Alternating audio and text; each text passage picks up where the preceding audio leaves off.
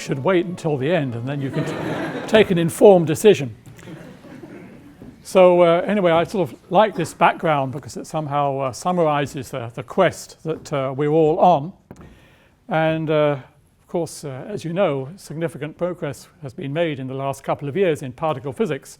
At least one more constant has been pinned down, namely the mass of the infamous Higgs boson. So what I'm going to do in this talk is discuss a little bit what the constants of the Standard Model are in two senses. First of all, what is the definition of those constants, and second of all, the values of those constants. And in my second lecture tomorrow, I may say somewhat more about where those constants may come from, but no, don't expect too much. So the second slide is just to introduce the Standard Model, which was proposed by Abdus Salam, originally from Pakistan, once of Cambridge, and then of course went on to Trieste, and by Glashow and Weinberg. And this Standard Model, I would say the first experimental verification of a prediction of the Standard Model came in experiments at CERN at 1973. And of course, subsequently, there were detailed measurements that checked the predictions of this theory at the per mil level. I'll come back to that in a moment. So here's a roster of the fundamental particles of matter as we currently understand them. So in the top right there, you've got the misspelt electron that we already heard about a bit from John. And below there, we've got a couple of electron-like particles, seem to have the same sorts of fundamental forces, but just way different. And on the left-hand side, we've got the 6 quarks that make up nuclear matter and excited, strongly interacting particles. And in between, we've got the neutrinos, which were much in the news a year or so ago, although for all the wrong reasons. And here are the fundamental interactions. So I already mentioned the fact that these are rather untidy. So we've got 3 microscopic forces: electromagnetism, unified by James Clerk Maxwell 150 years ago this year. He presented his paper to the Royal Society in December 1864. And we've got the strong and weak nuclear forces, strong nuclear forces holding nuclei together, and the weak ones responsible for forms of radioactive decay. And then over there in left field, we've got the gravitational force. So I like to think of these particles as somehow being the cosmic DNA. Their properties somehow encode all the information you need to make all the visible stuff in the universe.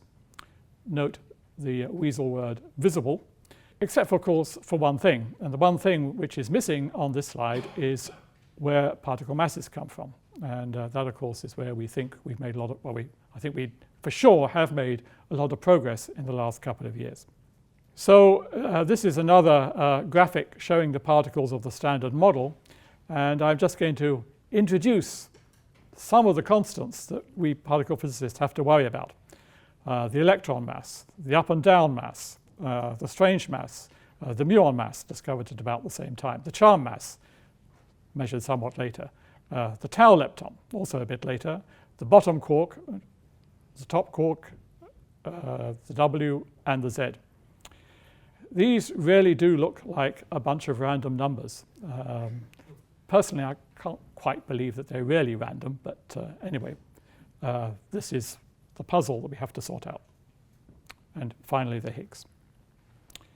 So particle physics has this very powerful framework that I'm going to be talking more about in a moment, called the Standard Model. And this, of course, raises a number of open questions, some of them within and some of them beyond. So within, we have the question whether indeed particle masses are due to the Higgs boson. We would also like to know, why there's so many different types of matter particles. I'll go into this in a bit more detail in a moment.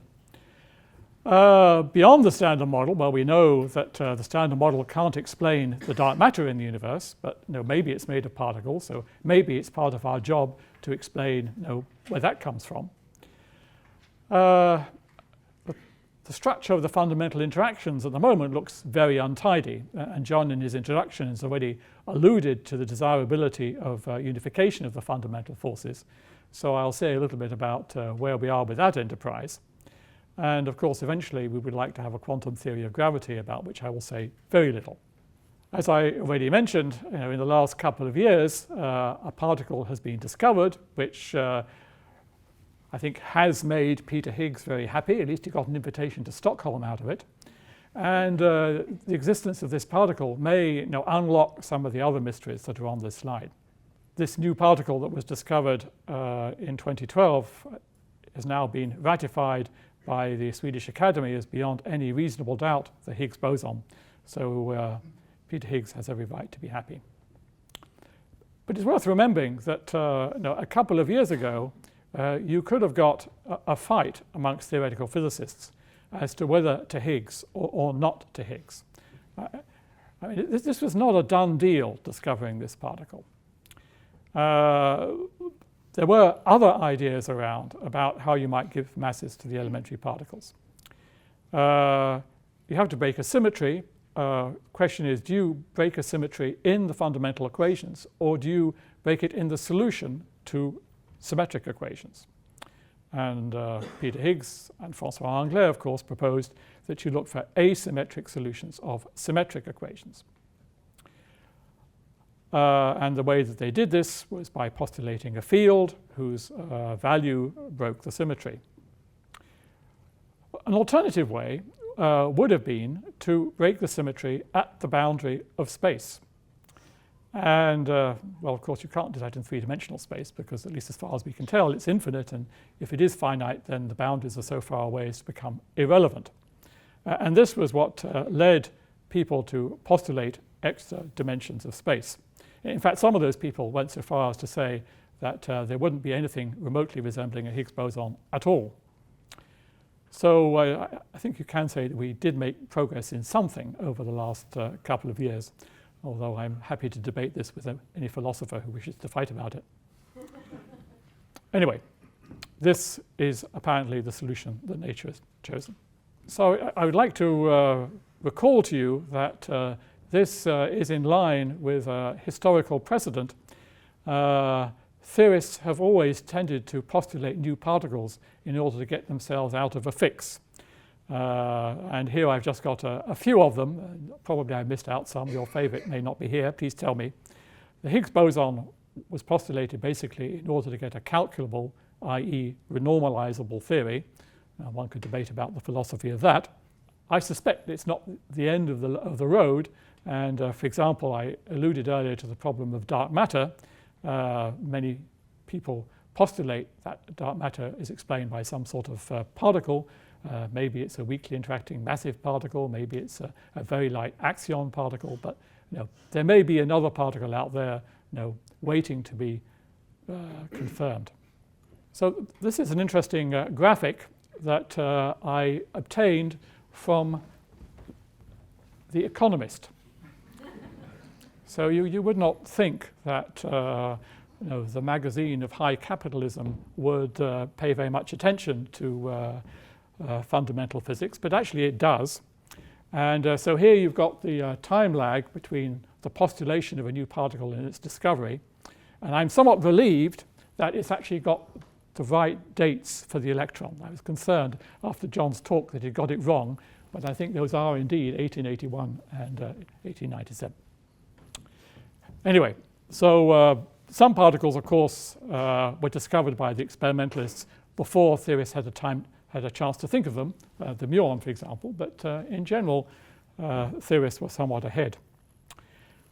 So the longest time lag, indeed, was the time lag for the Higgs boson, 48 years between the postulation and the discovery. And that was enough time for Peter Higgs to evolve.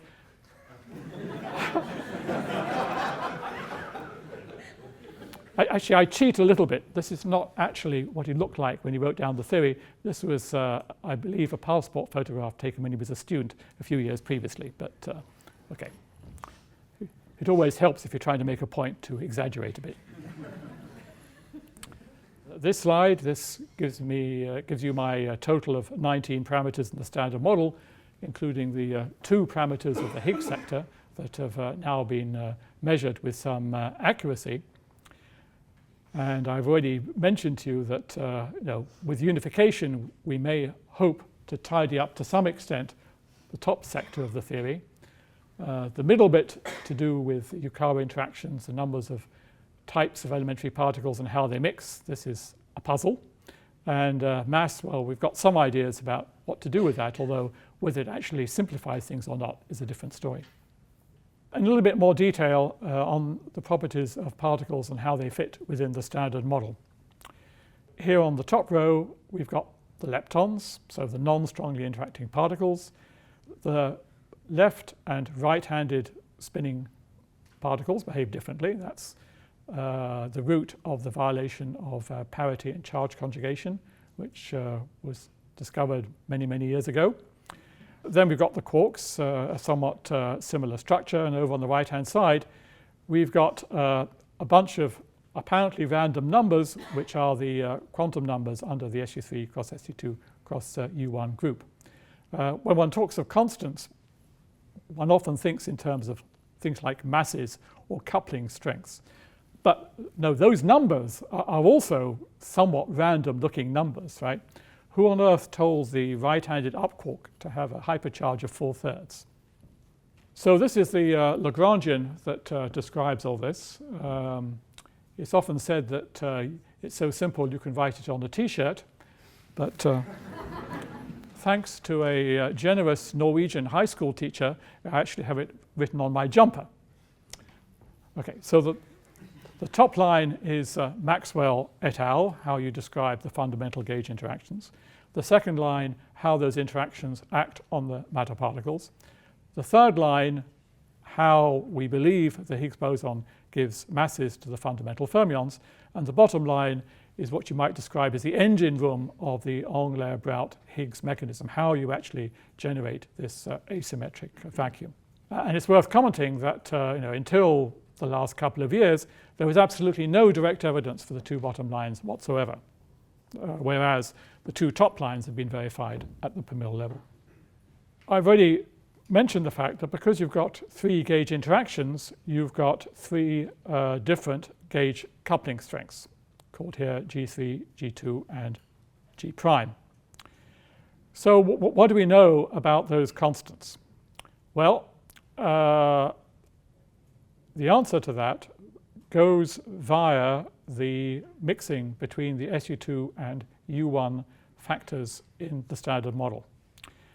We know that the bosons that you put into the Lagrangian are not actually mass eigenstates. The mass eigenstates are something we call the Z boson and the photon, written over on the left-hand side, which are mixtures of the original neutral SU2 and U1 gauge bosons.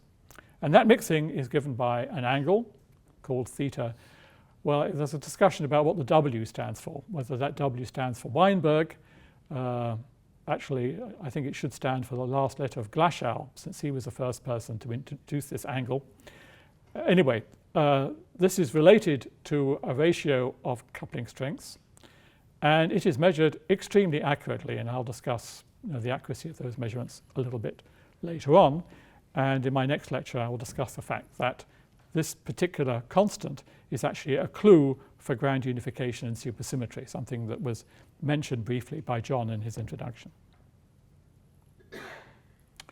Okay, so that's the electroweak sector. How about the strong coupling constant? Well, the first remark to make is that the strong coupling constant is not constant.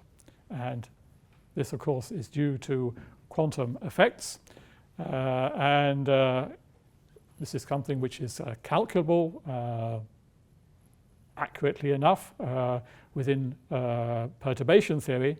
And what you see on this slide is a graphic of what we currently know about the variation in that coupling strength. And since the constant is not constant, you could ask yourself, well, what do you mean by measuring the strong coupling constant? So what people usually do is they take a reference scale, in this case MZ, and they specify the value at that reference scale. And as you can see, it's known, well, at a 0.5% level. So I talked earlier on about the magnitudes of the quark masses. Here, the somewhat more subluminal speed is a list of what we know about those quark masses.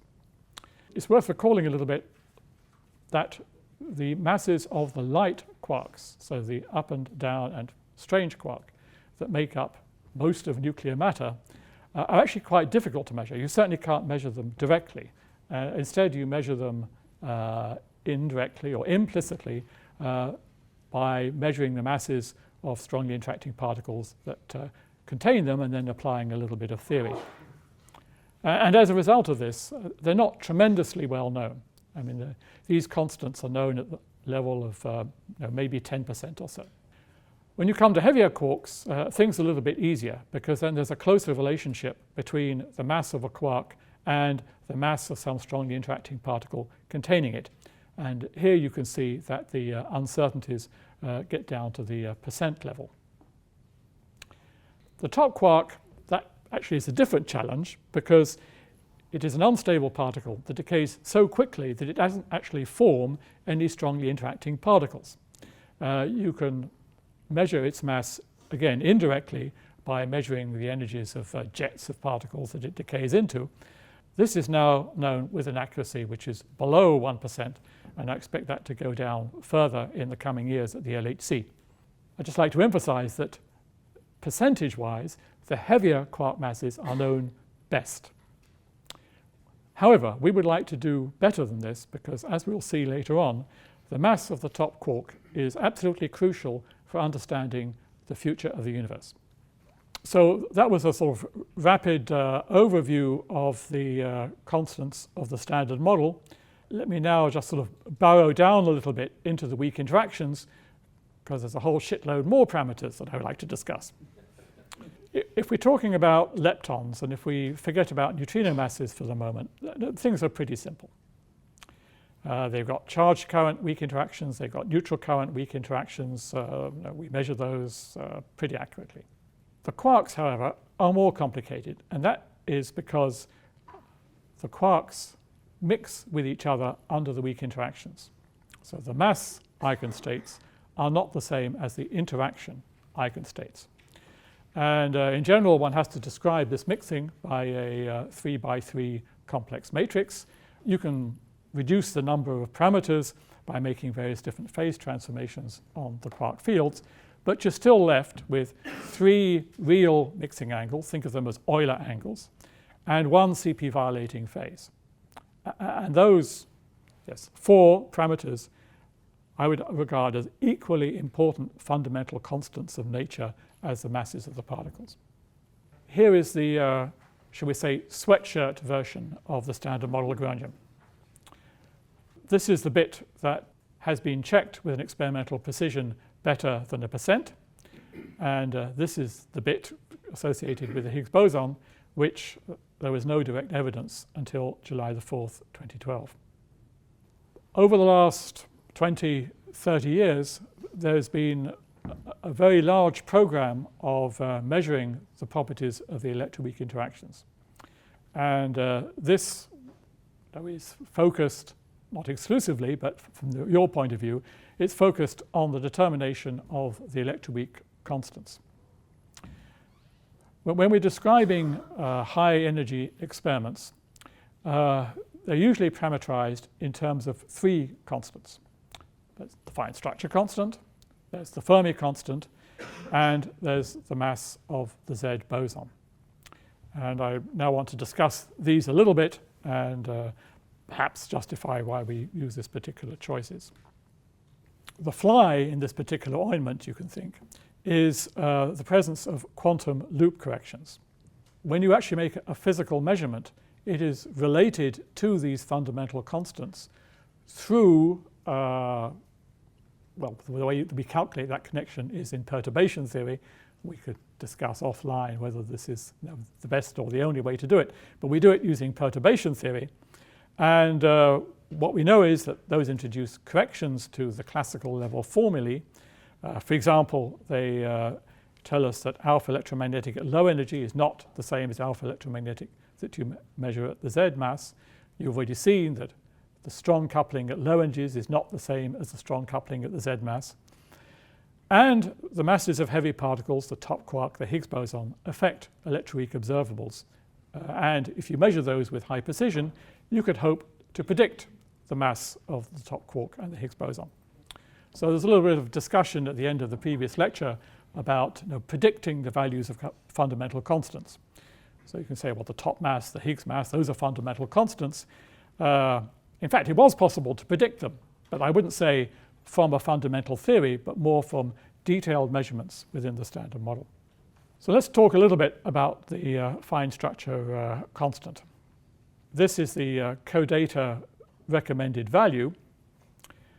And I think that one of the fantastic successes of this whole perturbation theory approach is the agreement between that recommended value and what you would infer from the anomalous magnetic moment of the electron. So that calculation of the anomalous magnetic moment of the electron involves calculating processes of 10th order in the electric charge, and it works mind-bogglingly well. An interesting development in recent years, which I don't have time to do justice to, is the fact that the quantum Hall effect can also be used to measure the fine structure constant. And in fact, it agrees with the values that you see higher up the slide, again at the level of 10 to the minus 8 or so. Just pause for a second. Now, where else in science could you make a calculation and verify it experimentally with a precision of 10 to the minus 8? Nevertheless, as I've already mentioned, as John already mentioned, the fine structure constant, of course, is not constant. It varies with your effective energy scale at which you measure it. And if we want to interpret with the most accuracy possible the high energy experiments, so we need to know what is the effective value of the fine structure constant at the Z. And this is known, I would say, not with as much accuracy as we would like. Okay, so that was one of the constants, the fine structure quote constant. Then we've got the Fermi constant, which is best estimated from muon decay, where all these correction effects are least important. Of course, in principle, there's a second way to do it. You could measure that constant by measuring quark decays, but that's complicated, as I said earlier on, by the fact that these quarks, pesky things, they mix with each other. This is what we know about the fundamental constants appearing in that mixing. A whole bunch of numbers. Here's a picture. Okay. So this is supposed to tell you that we actually know the values of those parameters pretty well. This is a consistency check of dozens of different measurements, and you can see a little black spot up there with a little 68% error contour around it. I mean, this is checked pretty well, and it fits within the standard model. On the other hand, as I've already said a couple of times, but let me say it again, there is no satisfactory theory of how these quarks mix. What is the fundamental theory of those constants? So now let me address the third of our unholy trinity of high energy parameters, namely the Z mass. Measuring the Z mass is not a trivial enterprise, and I thought I'd just like to give you a little bit of the flavor of this. So it was measured in an electron-positron collider called LEP at CERN in the 1990s. To measure the mass, you need to know the energy very precisely. This beam energy is affected by the temperature of your magnets, by terrestrial tides, by the water table, and by trains. So some of this is pretty obvious, right? So over on the right-hand side, we have how the magnetic field, and hence the apparent beam energy, depends on the temperature of the magnets. So you better make sure that you make the magnet temperature as stable as possible and that you monitor it as well as you can. And okay, this effort led to an uncertainty of 2 MeV, or 2 times 10 to the minus 5 in the mass of the Z. I got interested in this again recently because we're now contemplating a possible future project at CERN, which I'll maybe talk about in my second lecture, involving an even larger tunnel, which in principle you might be able to measure the Z mass with an accuracy of 100 keV.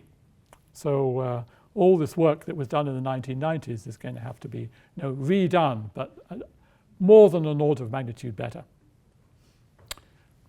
So I mentioned the temperature, tides.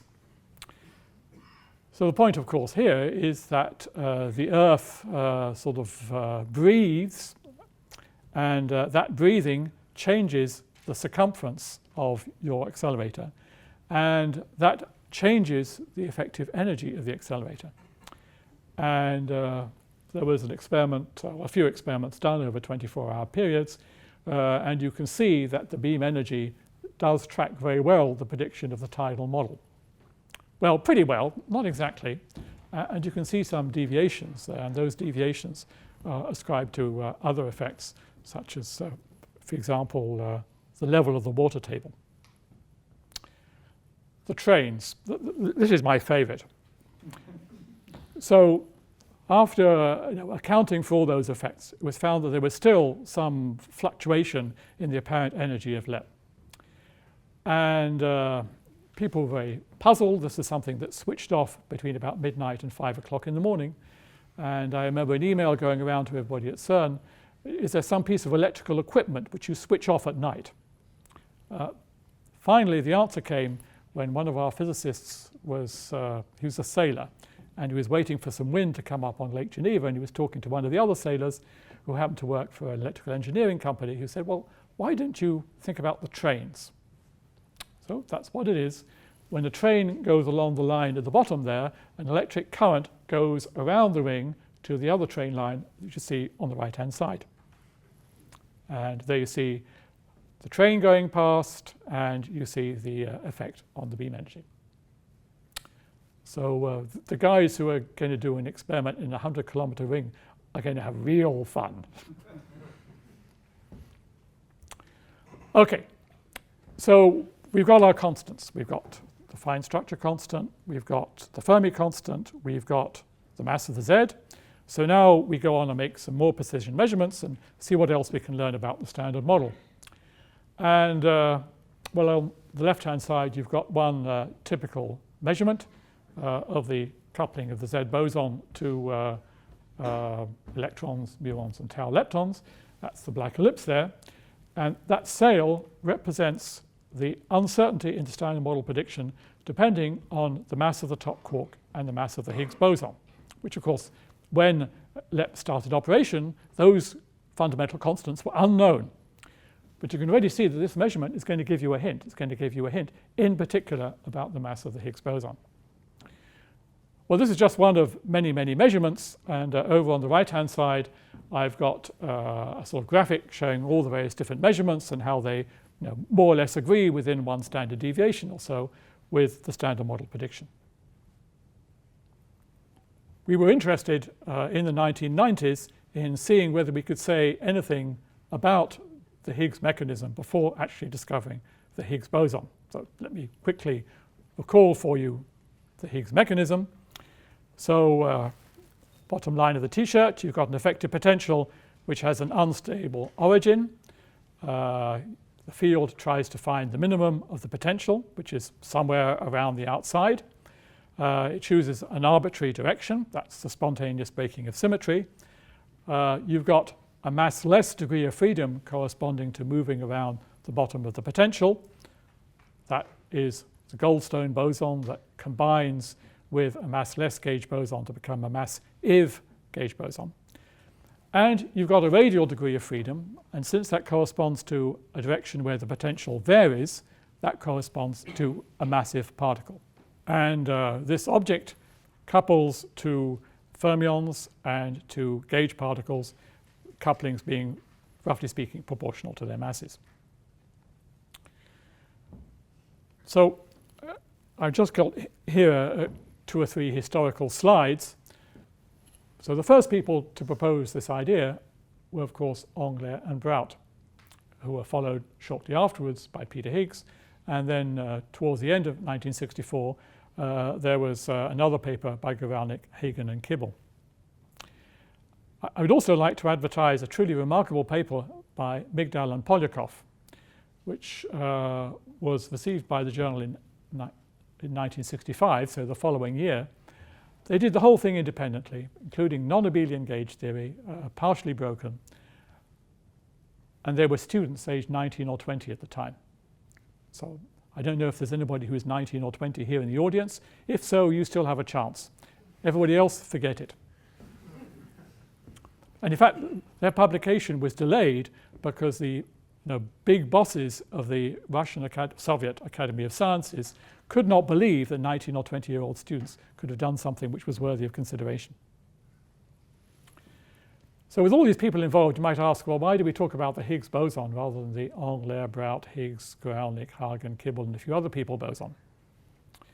That's because Peter Higgs was actually the only one out of all these who actually mentioned the existence of this massive scalar degree of freedom. So on the left, I've got Englert and Brout. Brout unfortunately died a couple of years ago, so he missed out on the trip to Stockholm. I've talked to Englert. He said, yeah, of course, we knew that that massive boson existed, but they didn't talk about it in their paper. And here are the relevant equations from Peter Higgs's paper, and a sentence where he says that this sort of particle is an inevitable feature of the mechanism. Here's a paper by Guralnik, Hagen, and Kibble. I've talked to Guralnik. He says, of course, we knew that there was going to be this massive particle, but it is not in their paper. Instead, Higgs has a massive Klein-Gordon equation in his paper, and Guralnik, Hagen, and Kibble have a massless Klein-Gordon equation. So graphically, I already said this, but now I'll say it in perhaps a little bit more visual form. So this idea of spontaneous symmetry breaking was introduced in particle physics by Nambu, but he didn't discuss gauge theories in particle physics. That's what Englert, Brout, Higgs, Guralnik, Hagen, and Kibble did. And as I already mentioned, they postulated that the massless degree of freedom corresponding to going around the bottom of the potential would be eaten by the W and Z bosons. And what Higgs did, in addition, was to comment on the existence of this radial degree of freedom. So my own personal interest in this story started back in 1975 when I wrote this infamous paper with Mary Gaillard and Dimitri Nanopoulos. I say infamous because, of course, at that time, all this was extremely speculative. Nobody really thought that the Higgs mechanism was right, and if it was right, nobody had any idea what the mass of the Higgs boson might be. And so, for that reason, we did not want to encourage big experimental searches for the Higgs boson. Fortunately, our advice was not taken.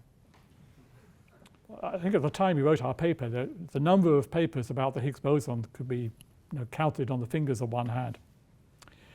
Anyway, when the LHC was mooted in the early 1980s, it became one of the hot topics, and this is a couple of pictures taken from a paper we wrote in 1984 at the first workshop on LHC physics. So that was 1984. This is a plot from somewhat later, where detailed calculations were available about how you would produce a Higgs boson at the LHC. And nature has smiled on us to some extent because with a mass of 125 GeV, which we now know to be the right value, there's many different ways of producing the Higgs boson that can be detected. This means that I think relatively quickly we've been able to learn a lot about the properties of the Higgs boson. So that was production. How about decays? So decays are also quite complicated, although as a general rule, the Higgs boson likes to decay into the heaviest particles it can. But here again, if the mass of the Higgs boson had been, let's say, 300 GeV, then the only decay modes we would ever have seen were decays into pairs of W bosons and Z bosons. But with a mass of 125 GeV, you're in this very interesting sort of crossover region where many, many possible decays are in principle observable. In fact, many of them have. So I said this particle should couple to other particles proportional to their mass. That, however, is subject to quantum corrections. And those quantum corrections actually enable the Higgs to couple to two gluons, and that's actually the dominant production mechanism at the LHC. And they enable it to decay into two photons, which is one of the most distinctive signatures whereby the Higgs boson was discovered at the LHC, and actually something that we calculated in our 1975 paper.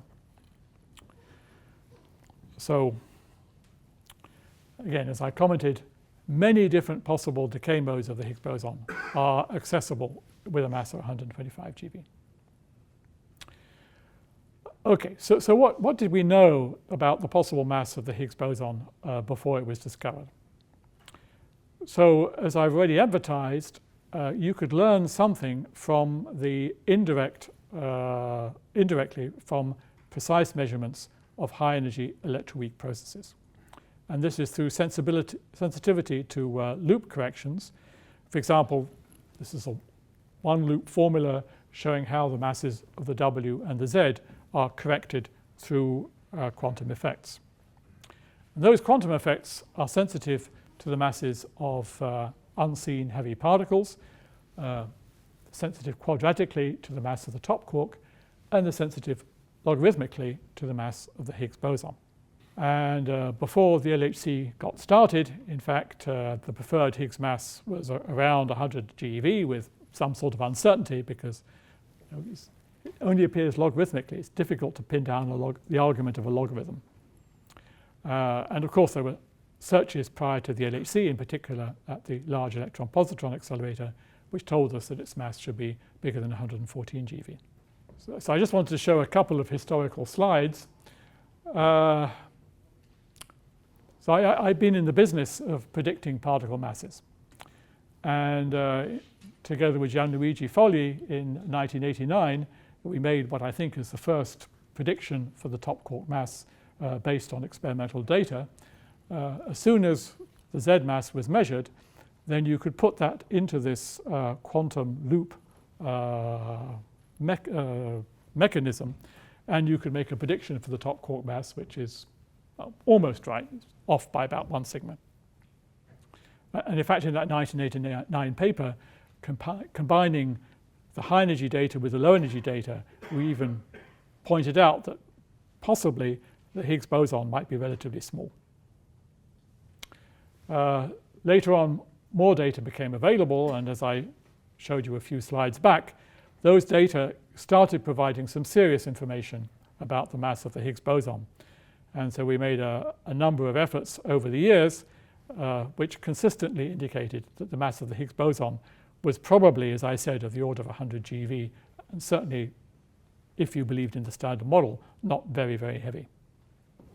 So this is a summary of the information that was available in the summer of 2011 before the first hints for the discovery of the Higgs boson came out of the data. And what you see here is a chi-squared likelihood function. The shaded region on the left, that's what was excluded by the earlier searches with the LEP accelerator. There's another grey region in the middle, excluded by searches with the Terrestrial accelerator in the United States.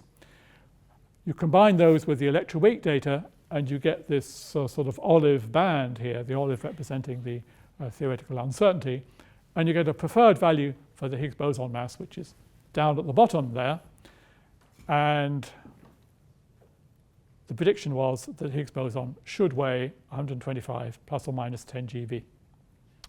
And well, a cynic would say that all that's happened since is that this prediction has been confirmed and the mass has been measured with perhaps 10 times more precision. Okay, that was 2011. So in 2012, the first interesting Higgs-ish events started emerging. So this is a computer image of the Atlas detector. Collision took place in the middle, produced some charge tracks, and it could produce neutral particles coming out. You see two long, straight red lines. Those long, straight red lines represent energetic particles which could have been produced in the decay of the Higgs boson. And this is another example, this time from the rival CMS experiment. This will be a candidate for the Higgs decay into those two photons that we talked about in 1975. So in this case, there's no charged particle heading in the direction of that red blob. That red blob represents the amount of energy deposited by a neutral particle, which could be the photon. So a whole bunch of events of this type were seen, and on July the 4th, 2012, the ATLAS and CMS experiments announced the discovery of a new particle. And here's a whole bunch of happy physicists. And this guy in the middle here, that's Lynn Evans. That's the guy who actually built the LHC accelerator. So that was 2012. I remind you that Englert and Higgs did their work in 1964. But in the intervening 48 years, they had never met. This is the meeting between Englert and Higgs in the CERN auditorium on July the 4th, 2012. So what are we talking about? This is just one example of how one of the signals in one of the experiments grew as a function of time. So the red peak on the left, that's known particle, the Z boson. The one on the right, that's production simultaneously of two Z bosons. But you see, there's a peak in the middle, which grows as a function of time. And if we expand it, then you see that the size of that third peak is precisely consistent with what you'd expect in the standard model. So that was just one example. There was two experiments. There were two principal decay modes. So no doubt a new particle had been seen. So this is an unofficial combination of the Higgs data with the background subtracted. Okay, so where there's no Higgs signal, you get something which is consistent with zero, but with fluctuations. Okay, nothing significant going on in the part of the mass range which I've shown you there. But if I take away the blind, here is an extremely significant signal, which we firmly believe is the Higgs boson finally emerging from the background. Of course, the question is whether this particle really is the Higgs boson. You were looking for something. It's a little bit like doing a jigsaw puzzle.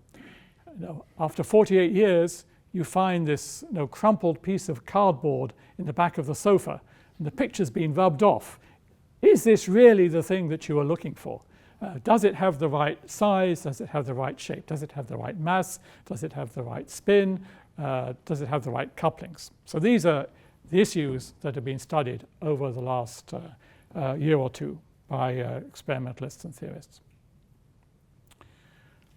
So let me show you one example. The horizontal axis is coupling to bosons, the W and the Z. The vertical axis is coupling to matter particles, so tau leptons, bottom quarks, top quarks, and so on.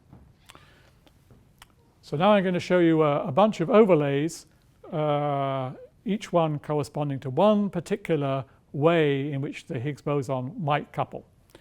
Keep your eye on the green star. That's the standard model prediction. So BB bar, that's compatible, but not very accurate. Tau tau bar, ditto. Decays into photon-photon. So this is a bit more interesting. You can see there's a somewhat smaller error ellipse there, and it's still consistent with the standard model green star. WW, ZZ. So what happens when you combine all this information? What you find out is that the data put together agree with the standard model. There it is, sitting on the 68% confidence level contour. And there's no sign of any deviation from the standard model prediction. And you may be wondering about those yellow lines there. Those yellow lines are various alternative models of the Higgs boson that maybe I'll say something about tomorrow, maybe not. But anyway, those models are looking pretty sad at the moment. Unless, of course, they are tuned in order to look just like the standard model Higgs boson. This is another one. So the Higgs boson should couple to other particles proportional to their masses.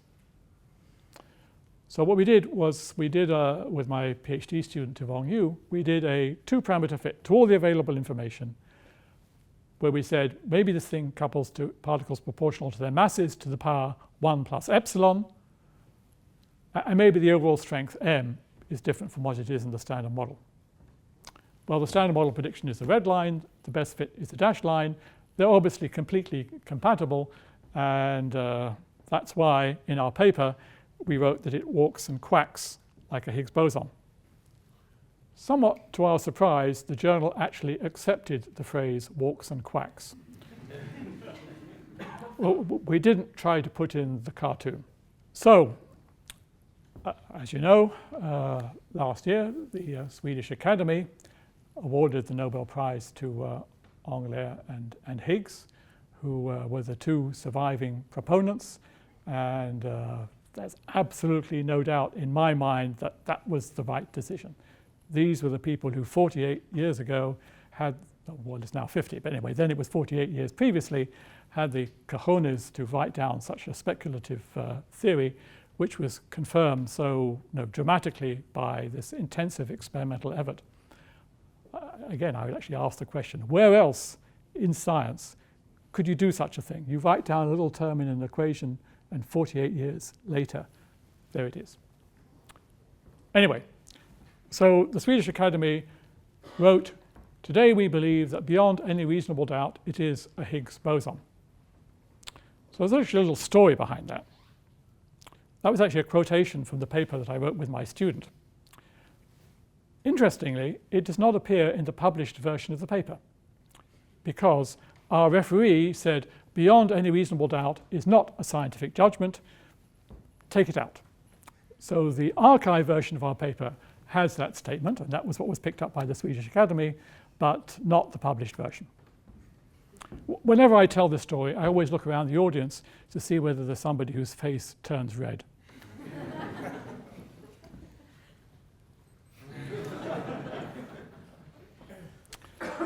So, the Higgs is a big deal. If there were no Higgs, there wouldn't be any atoms, right? If the electron had no mass, it would escape from nuclei at the speed of light. The weak interactions would not be weak because those massive W and Z bosons responsible for radioactivity would not be massive. The weak interactions would be as strong as the electromagnetic interactions, and well, life would be impossible. So the discovery of the Higgs boson is a big deal. So just to finish, we physicists base our work upon principles like Lorentz invariance, like the gauge principle. Gauge principle is a fantastic principle. This enables us to relate dozens of different phenomena. In the electroweak sector, for example, I've lost count of how many dozens of different measurements are all consistent with each other. They're commensurate precisely because of the gauge principle, which relates many different types of interaction. But the gauge principle is not all-powerful. As long as you write down a theory which is symmetric, then that's fine. Gauge principle is not going to tell you anything more.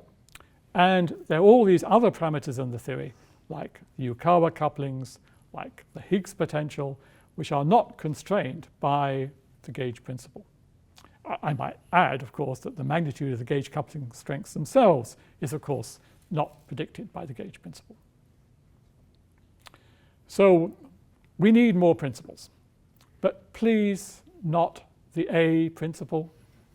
So I was very relieved that John Barrow was not going to ask us to think about the A principle, which personally I regard as being an abdication of scientific responsibility. And the same goes for the multiverse. So I wasn't so happy that John seemed to like the multiverse, but I think that's falls in the same category as far as I'm concerned. So we theorists have got to try harder. We've got to find more principles.